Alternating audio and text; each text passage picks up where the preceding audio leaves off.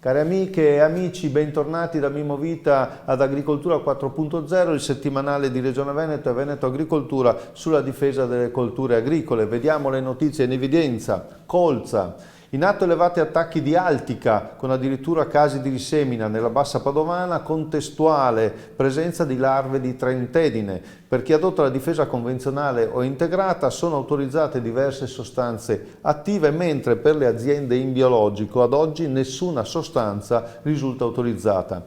Radicchio. Su varietà precoci del Treviso tardivo raccolte nella prima decade di settembre, dopo l'imbiancamento possibile mancata colorazione del bordo fogliare, probabile causa condizioni climatiche di agosto non favorevoli. E vediamo gli elateridi. Avremo problemi da questi coleotteri negli appezzamenti a mais 2022 o su altre colture suscettibili a questo rischio?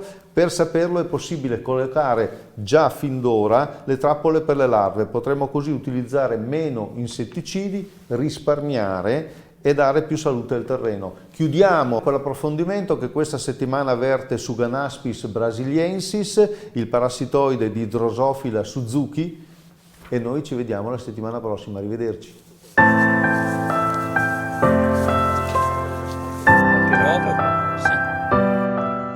È un piccolissimo parassita, ma riesce a provocare danni enormi nelle piante di piccoli frutti. Si chiama? Drosophila Suzuki è un moscerino della frutta, della ciliegia dei piccoli frutti in particolare, alloctono, introdotto in Italia già da una decina d'anni, che sta causando danni molto ingenti alla cerasicoltura e all'allevamento dei piccoli frutti qui nella nostra zona collinare pedemontana.